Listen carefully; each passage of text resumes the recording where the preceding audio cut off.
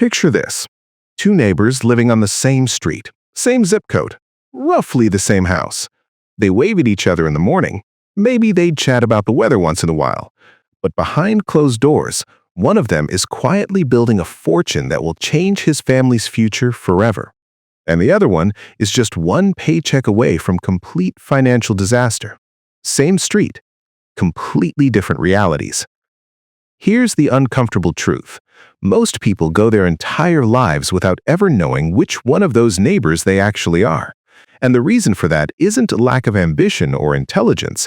It's because nobody ever taught us the single number that defines our true financial position.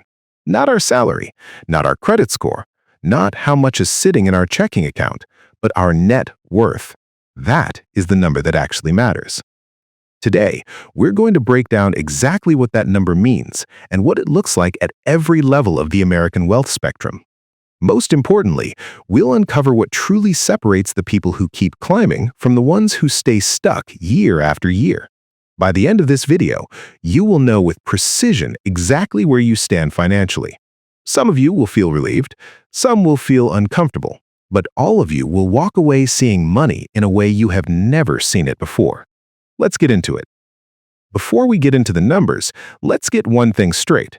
Net worth is not what you earn, it's what you keep. It's the difference between everything you own, your home, your car, your savings, your investments, and everything you owe. Your mortgage, your car loans, your student debt, your credit cards. Subtract the second from the first, and that is your number. Someone earning $200,000 a year can have a net worth of zero. That might sound shocking, but it happens all the time.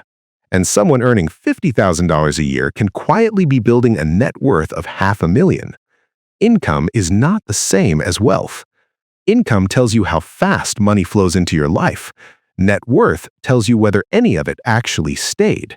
That distinction changes everything. The Federal Reserve surveys American households every 3 years specifically to track this number. The data reveals a fascinating and deeply unequal picture. The median net worth of an American household sits at around $193,000. That is the middle point. Half of households are above, half are below. But the average net worth, over $1 million. Specifically, about $1.06 million. Two numbers, one country, completely different stories. When the average is more than 5 times higher than the median, wealth isn't spread out, it's stacked. A small group holds so much it distorts the math for everyone else.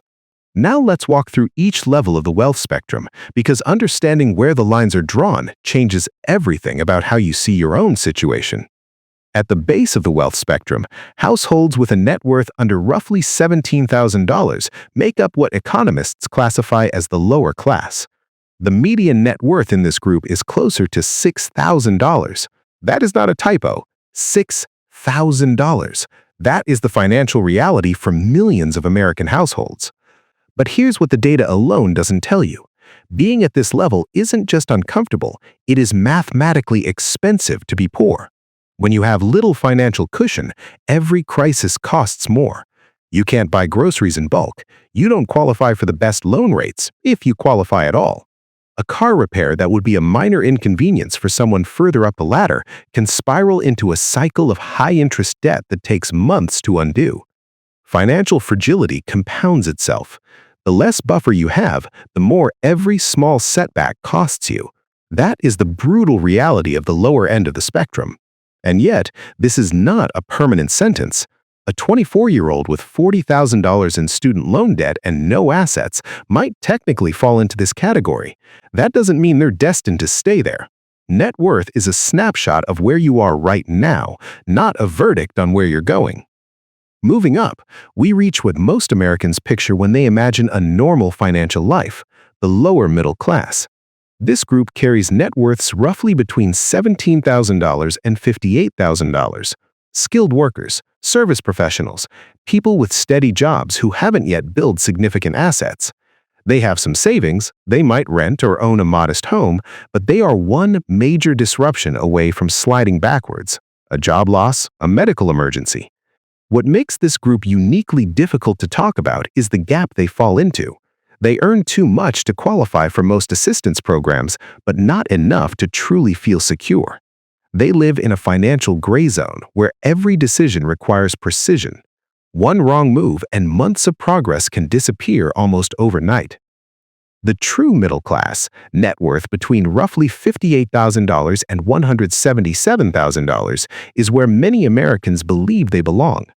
The median net worth in this group sits at around $145,000. These households own homes, contribute to retirement accounts, and can absorb moderate financial shocks. They take vacations, they plan ahead.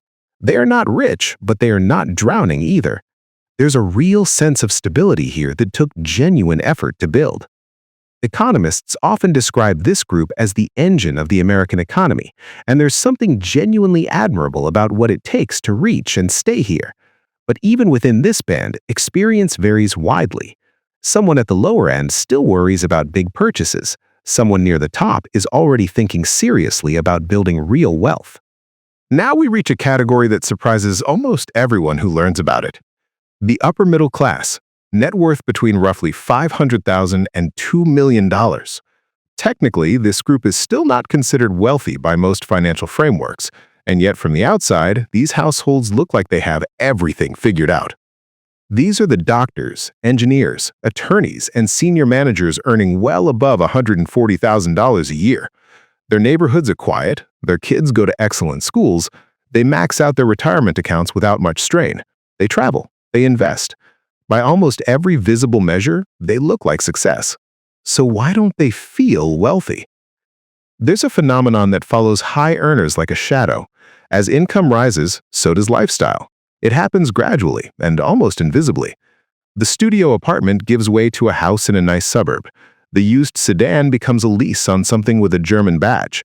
The casual dinner out becomes a weekly habit. None of these individual upgrades are catastrophic on their own, but together they silently consume the wealth that could have been quietly building in the background. Financial planners have a term for people in this bracket: Henrys, high earners, not rich yet. It sounds almost like a joke, but the data fully backs it up. Earning more money does not automatically mean accumulating more wealth. Not if spending scales at exactly the same rate as income. The math simply doesn't work in your favor. What distinguishes people in this group who eventually break through is a fundamental shift in mindset. They stop measuring success by what they consume, and they start measuring it by what their money produces. That single mental shift is often the turning point between staying comfortable and actually building lasting wealth. Above the $2 million mark, something fundamentally shifts.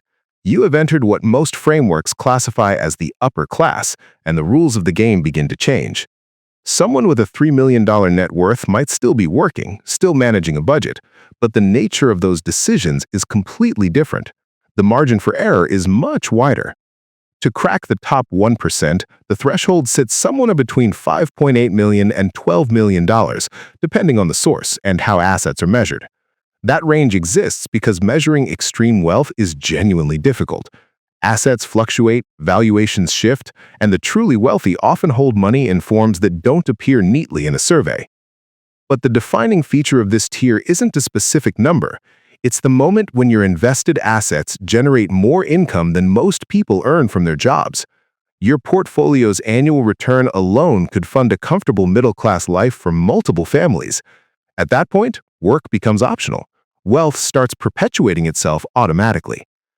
And then there's the top 0.1%, a threshold of approximately $62 million. This is an entirely different category of financial reality. These are founders of successful companies, inheritors of generational wealth, or people who made the right high-risk investment at exactly the right moment in time. They don't just have access to the stock market. They have access to investment vehicles most people never even hear about: private equity, venture funds, exclusive real estate partnerships. The game they are playing looks nothing like the one the rest of us are playing. Different rules, different tools, different outcomes, and most people never even realize there's another game at all.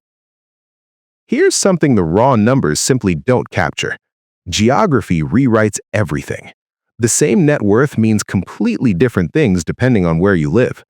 A net worth of $2 million doesn't mean the same thing in rural Mississippi as it does in San Francisco. The number is identical, but the reality behind it is worlds apart. In some parts of the Midwest, $2 million buys a large home, a comfortable retirement, and a lifestyle that genuinely feels wealthy in every practical sense. In Manhattan, that same $2 million might buy a modest apartment and a carefully managed budget. Same number, completely different quality of financial freedom. High-income states have dramatically different thresholds for what counts as top earner status. The bar shifts significantly depending on which state you call home. In some coastal states, you would need to earn over $1 million annually just to crack the top 1% of local earners. The competition is that compressed at the top. In other states, less than half that amount gets you there. Location is a financial variable that most people dramatically and consistently underestimate in their planning. Here's what I want you to sit with after this video ends.